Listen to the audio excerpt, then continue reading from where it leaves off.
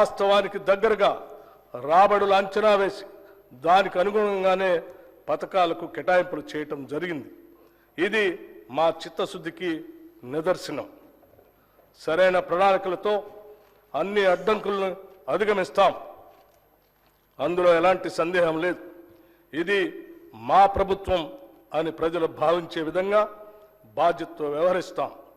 మా ఈ నిర్ణయానికి గతంలో జరిగిన తప్పులు, చేసిన అప్పులు ఏమాత్రం అడ్డం కాలేవు.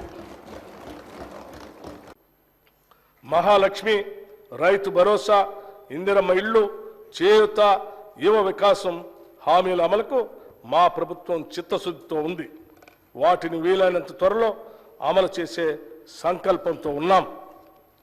ఈ బడ్జెట్లో ఈ పథకాల అమలుకి 53,196 కోట్ల రూపాయలు ప్రతిపాదించడం జరిగింది. వ్యవసాయం లాభసాటిగా ఉంటేనే రాష్ట్రం యొక్క ఆర్థిక పరిస్థితి మెరుగుపడుతుంది. అందుకే రైతు రుణమాఫీ అంశాన్ని మేము మా ఎన్నికల ప్రణాళికలో కూడా స్పష్టంగా పేర్కొన్నాం. ఎన్నికల ముందు ప్రజలకి హామీ ఇచ్చిన విధంగానే రైతు రుణమాఫీ పథకాన్ని అమలు చేయబోతున్నాం. 2 లక్షల రూపాయల రుణమాఫీపై త్వరలోనే మా కార్యాచరణ ఉంటుంది. అందుకు విధి విధానాల్ని రూపొందిస్తున్నాం. ప్రతి పంటకు మద్దతు ధర ఇస్తాం.